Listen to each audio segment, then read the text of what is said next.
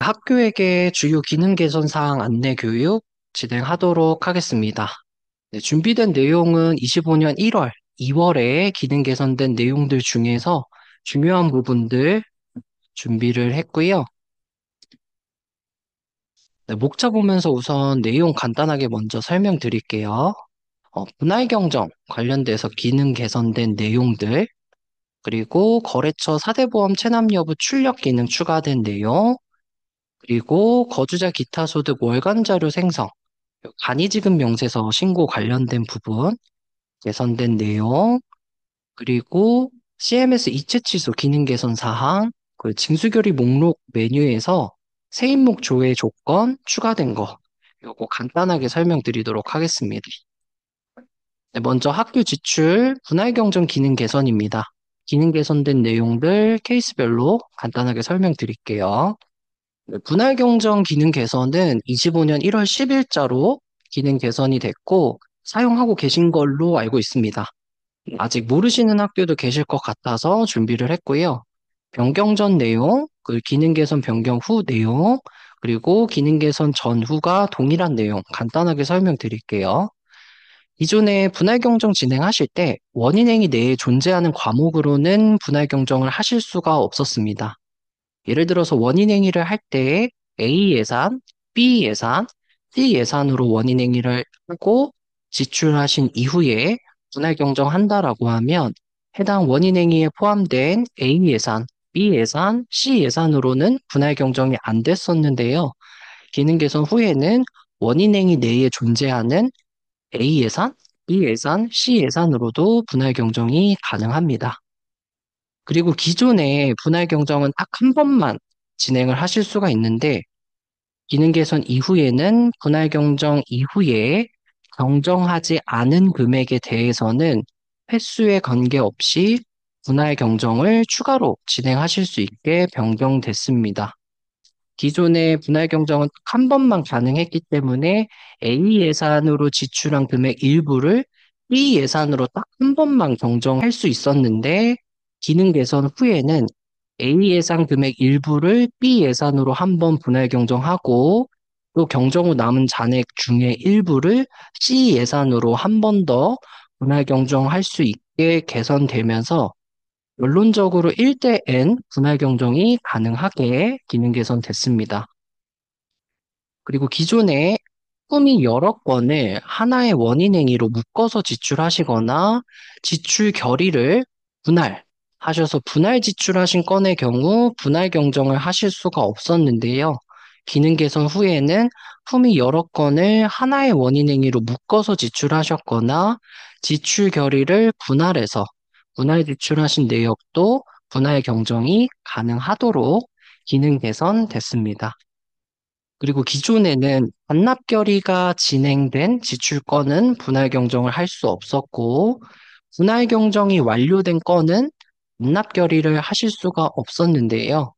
기능 개선 후에는 반납 결의가 진행된 건이라 하더라도 원인행위 금액, 계약 금액, 지급액이 동일하다라고 하면 분할 경정하실 수 있고, 분할 경정 후에도 반납 결의를 진행하실 수가 있습니다. 기능 개선 전후가 동일한 내용은 분할 경정을 한 번 완료하신 금액에 대한 재분할 경정은 개선 전, 개선 후 동일하게 분할 경정하실 수 없고, 그리고 분할 경정을 한 번이라도 진행했던 지출건은 전체 경정을 할 수 없고, 반대로 전체 경정을 한 번이라도 했었던 지출건은 분할 경정을 진행하실 수가 없습니다. 혼용이 불가한 내용도 기능 개선 전, 기능 개선 후 동일하다. 그래서 이 부분 간단하게 정리해놨으니까 참고해 주시면 좋을 것 같고요. 이제 기능 개선된 내용들 상황별로 간단하게 설명드릴게요. 지금 보시면 품이 여러 건을 하나의 원인행위로 묶어서 지출하셨거나 지출하실 때 결의를 분할해서 분할 지출하신 지출건의 경우 기능 개선 이전에는 분할 경정 처리가 불가했습니다. 기능 개선 후에는 이렇게 품위 여러 건을 하나의 원인행위로 묶어서 지출하셨거나 결의를 분할해서 분할 지출하신 내역도 경정 대상 목록에서 분할 경정 선택하고 대상을 조회할 때 정상적으로 조회돼서 분할 경정하실 수 있도록 기능 개선이 됐고요. 분할 경정을 진행하는 절차는 바뀐 게 없습니다. 경정하실 예산 선택하고 경정 금액 입력해서 결제 받아주시면 되는데요. 기존에는 원인행위를 진행할 때 전기요금, 연료비, 두 가지 예산으로 원인행위를 진행한 지출 건의 경우 분할 경정을 하실 때 이 원인행위에 포함되어 있는 전기요금 예산 그리고 연료비 예산으로는 분할 경정을 하실 수가 없었습니다. 네, 기능 개선 후에는 해당 원인행위에 포함되어 있는 예산으로도 분할 경정이 가능하게 기능 개선됐다. 참고해 주시면 될 것 같고요. 그리고 기존에는 분할 경정을 딱 한 번만 진행하실 수가 있었는데, 기능 개선 후에는 분할 경정 하신 이후에 경정 대상 목록에서 분할 경정 대상 조회할 때 경정을 진행하지 않은 경정 가능 금액이 존재한다라고 하면 추가로 분할 경정을 진행하실 수가 있고요. 이 아까 조회됐던 지출건이랑 동일한 내역인데 1차로 분할 경정을 진행하시고 나서 2차로 분할 경정 진행하실 때에는 똑같은 예산이 어, 조회가 됩니다. 지금 전기요금 예산 보시면 이게 실제로는 하나의 예산인데 원인행위 총 금액이 1,000만 원이고 1차 분할 경정하실 때 400만 원만큼 분할 경정을 했다라고 하면 상단에서는 총 원인행위 금액, 그 1차로 분할 경정하신 금액, 이 표기가 되고 1차 분할 경정 후에 남은 금액이 별도의 행으로 따로 표기가 됩니다. 그래서 보시면 원인행위 1,000만 원 했던 예산에서 400만 원은 1차로 분할 경정을 했고 남은 600만 원이 별도의 행으로 표기되면서 이 600만 원에 대한 추가 분할 경정을 진행하실 수 있다라고 이해해 주시면 될 것 같고요. 앞서 설명드린 것처럼 경정이 이미 완료된 이 400만 원에 대해서는 재분할 경정을 하실 수는 없습니다. 그리고 이 조회되는 금액 전체를 경정하실 수도 없어요. 지금 이 연료비 예산을 보시면 원인행위를 1,200만 원 했고 1차 분할 경정을 750만 원 해서 경정할 수 있는 경정 가능 잔액이 450만 원이 남은 상태인데 이번 2차 분할 경정을 진행하실 때 이 450만 원 전액을 분할 경정하게 되면 이 1,200만 원이 1차, 2차에 나눠서 모두 다 경정되는 거기 때문에 이는 전체 경정에 해당하고 그래서 이렇게는 분할 경정을 추가 진행하실 수가 없고요.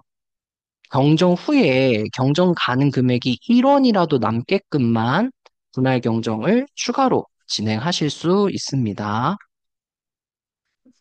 그리고 요거는 기능 개선 전후 동일한 내용인데요. 분할 경정을 한 번이라도 진행하셨던 지출건은 경정 대상 목록에서 전체 경정 대상으로 조회되지 않고 반대로 전체 경정을 한 번이라도 진행하셨던 지출건은 분할 경정 대상으로 조회되지 않기 때문에 지출건 한 건에 대해서 일부는 분할 경정, 일부는 전체 경정 이렇게 혼용하실 수는 없습니다. 전체 경정을 한 번 진행하신 건의 경우 경정하지 않은 예산에 대해서 전체 경정만 여러 번 진행하실 수 있는 거고, 분할 경정을 한 번이라도 진행하신 거는 분할 경정하지 않은 금액에 대해서 분할 경정만 여러 번 진행할 수 있다. 이렇게 이해해 주시면 될 것 같아요. 그리고 기존에는 반납 결의가 진행된 지출 건은 경정할 수가 없었고, 분할 경정이 완료된 건은 반납 결의를 진행하실 수가 없었는데요. 이제는 반납 결의가 진행된 건이라 하더라도 원인행위 계약 금액 지급액이 동일하다라고 하면 분할 경정 진행하실 수가 있고 반대로 분할 경정이 한번 진행된 내역도 반납 결의를 진행하실 수가 있습니다. 그래서 분할 경정 관련돼서 기능 개선된 내용들 참고해서 경정해 주시면 좋을 것 같고요. 다음은 거래처 사대보험 체납 여부 출력 기능입니다. 네, 지출 기본 정보 관리 메뉴에 확인해 보시면 지출 결의서 4대 보험 체납 여부, 출력 여부를 선택할 수 있는 기능이 추가가 됐는데요. 이 기능은 2월 25일자로 기능 개선된 내용입니다. 지출 결의서 4대 보험 체납 여부를 출력으로 선택하시게 되면 지출 결의 작성하실 때 거래처 정보 탭에 체납 정보 조회 버튼을 클릭, 조회 요청을 통해서 4대 보험 체납 여부를 조회하신 이후에 지출 결의서를 출력하실 때 지출 결의서 가장 마지막 페이지에 4대 보험 체납 여부를 확인하실 수가 있습니다. 이 지출결의서 출력할 때 조회되는 이 4대 보험 체납 여부는 실시간의 데이터가 아니라 가장 마지막에 체납 정보 조회 요청하셨던 내역이 조회가 되는 거예요. 다시 예를 들어서 설명드리면 이 거래처에 대해서 체납 정보 조회 요청을 3개월 전에 하시고 그 이후에 체납정보 조회 요청을 한 번도 하지 않은 상태에서 오늘 지출 결의서를 출력한다라고 하면 가장 마지막에 조회 요청했던 3개월 전에 체납 여부가 출력이 됩니다. 따라서 출력하실 때 체납정보 조회 요청을 한번 갱신하시고 출력하시는 걸 권장드립니다. 다음은 거주자 기타 소득 월간 자료 생성입니다. 개요 간단하게 설명드리고 내용 설명드릴게요. 네, 거주자 기타 소득 월간 자료 생성, 즉 간이지급 명세서 제출에 대한 개요고요. 요 상단의 내용은 국세청 홈페이지에 게시된 내용입니다. 그래서 이 부분 참고해 주시면 좋을 것 같고 간단하게 설명드리면 24년 1월 이후 지급분부터 인적용역 기타 소득을 지급하실 때에는 지급일이 속한 달의 다음 달 말일까지 간이지급 명세서를 제출하셔야 합니다. 쉽게 설명드리면 24년 1월 이후 인적용역 기타 소득을 지급하신 경우 월간 신고를 하셔야 된다라고 이해해 주시면 될 것 같고요. 이 인적 용역 기타 소득은 강연료 그리고 자문료라고 이해해 주시면 될 것 같아요. 그 원고료는 간이지급 명세서 제출 대상이 아닙니다. 그래서 내용은 관련 법령 확인해 주시면 될 것 같고요. 우선 에듀파인에서는 기존의 거주자 기타 소득에 대해 이 필요경비 발생 소득을 상세하게 관리하고 있지는 않았습니다. 근데 이 내용이 시행되면서 강연료와 자문료는 간이지급 명세서 제출 대상이고 원고료는 제출 대상에서 제외되기 때문에 이 필요경비 발생 소득을 구분해서 관리할 필요가 생겼고 따라서 25년 1월 1일 이후 지급분부터는 소득급은 거주자 기타 소득을 선택했을 때 필요경비 발생 소득, 원고료, 강의료 및 수당, 자문료 세 가지를 선택할 수 있도록 소득 상세 구분 코드가 추가됐습니다. 그리고 24년에는 이 월간 신고를 진행하지 않았다 하더라도 기존에 하시던 대로 연간 신고를 진행하신 경우 가산세가 면제된 걸로 알고 있고 K 에듀파인에서는 25년 1월 이후 지급분부터 간이지급 명세서 신고 자료, 즉 월간 자료 생성 처리가 가능하다라고 보시면 될 것 같고요. 내용 간단하게 설명드릴게요. 방금 설명드린 것처럼 이제는 거주자 기타 소득을 선택하셨을 때 소득 상세 구분 코드가 원고료, 강의료 및 수당, 자문료 세 가지로 상세화됐다라고 보시면 될 것 같고 소득자료 목록 관리 메뉴에서 연계된 소득자료를 확인하시거나 소득자료를 신규로 등록하실 때 이 소득 상세 구분 코드에 맞게끔 소득자료를 잘 관리해 주셔야 합니다. 그리고 소득자료 신고 확인 후에 소득자료 신고 집계 메뉴에서 월 집계 처리 후에 월간 자료 생성을 진행하실 수 있도록 시스템이 개선됐는데, 개요에서 설명드린 것처럼 K-에듀파인에서는 지급연월 25년 1월 이후 지급분에 한해, 그리고 필요경비 발생소득, 강의료 및 수당, 자문료에 해당하는 소득 자료만 월간 자료 생성을 하실 수가 있습니다. 지금 보시면 총 소득 자료는 3건입니다. 하나는 원고료, 하나는 강의료, 하나는 자문료.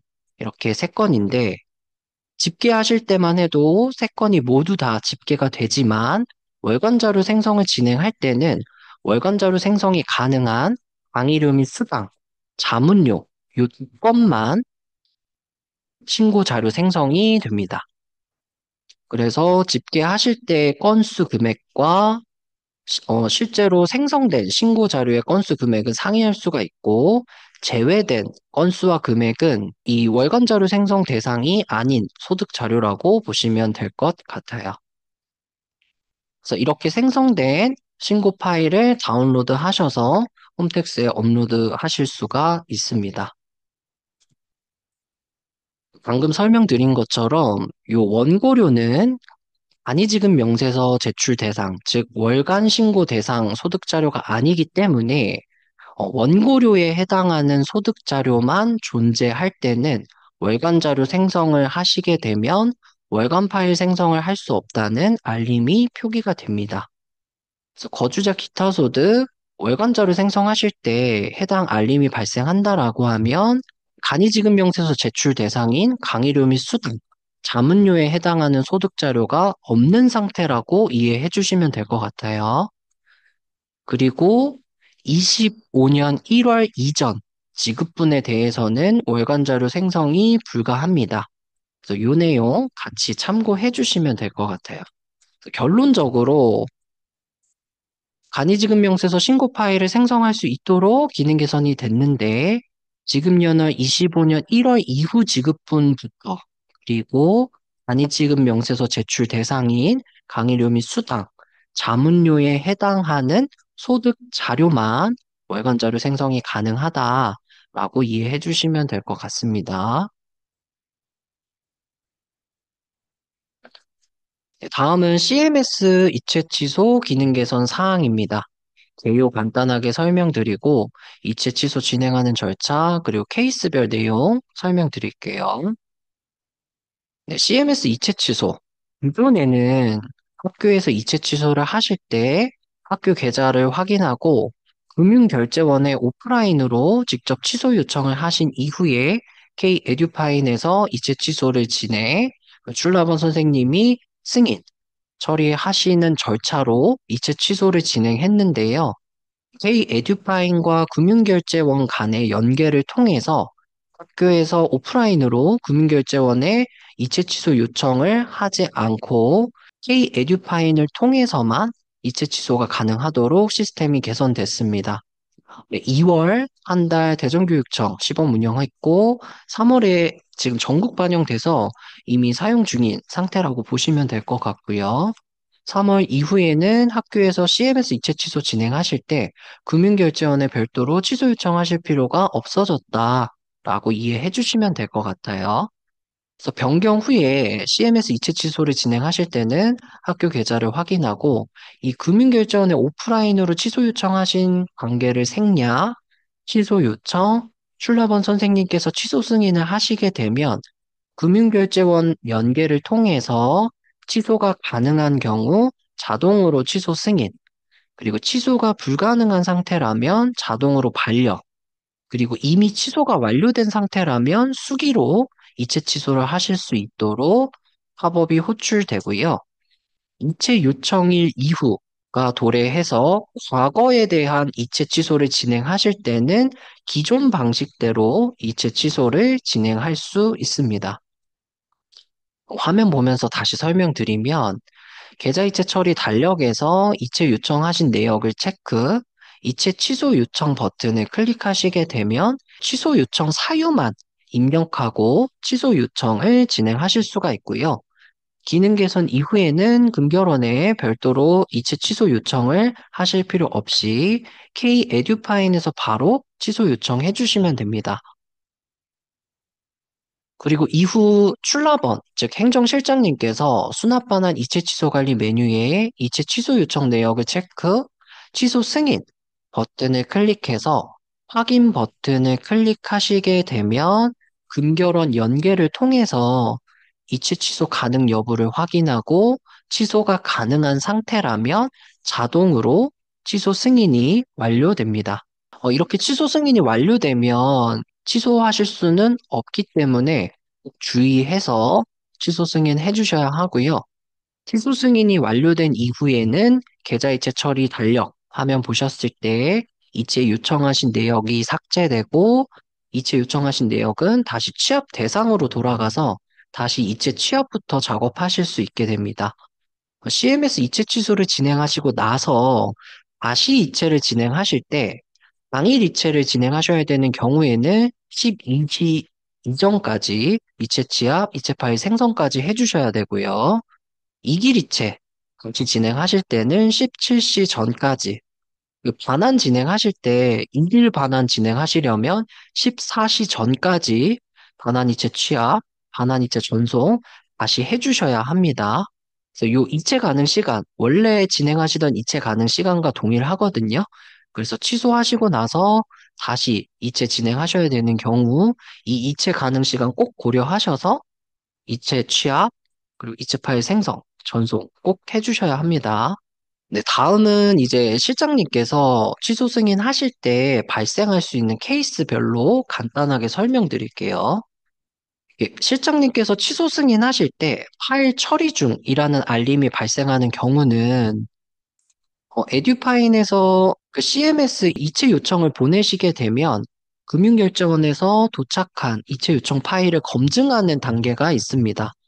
그래서 이체 요청하신 이후에 이체 취소 요청, 그리고 취소 승인할 때 파일 처리 중 알림이 발생하는 경우에는 금결원에서 해당 파일을 지금 검증하는 단계다라고 이해해 주시면 될 것 같고, 잠깐 기다리셨다가 다시 취소 승인 진행해 주시면 됩니다. 그 다음은 이제 반려되는 경우인데요.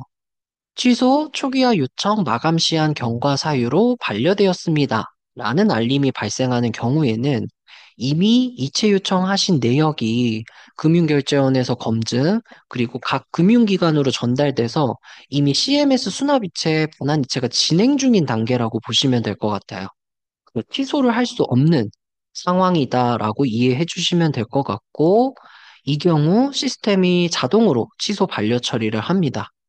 그리고 계좌이체 처리 달력으로 이동해 보시면 취소 요청하셨던 상태가 다시 이체 중 상태로 원복되고 실제 이체가 진행 중이기 때문에 이 길 결과 반영되는 걸 확인해 주셔야 돼요. 그리고 다음은 이제 수기로 이체 취소를 진행하셔야 되는 케이스인데요. 세 가지 케이스가 발생할 수 있습니다. 먼저 첫 번째 팝업 보시면 취소 초기와 대상 파일이 존재하지 않음.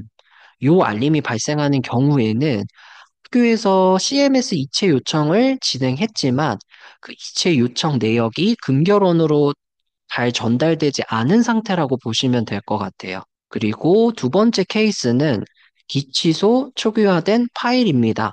라는 알림이 발생하는 경우인데 실장님께서 취소 승인 버튼 클릭하셔서 실제 금융결제원에 전달, 그 금융결제원에서는 취소가 잘 되셨는데 에듀파인의 그 취소 내역이 잘 반영되지 않은 경우입니다. 그리고 세 번째 케이스의 경우 재전송이 불가한 기취소 초기화 파일입니다. 라는 알림이 발생하는 경우인데요.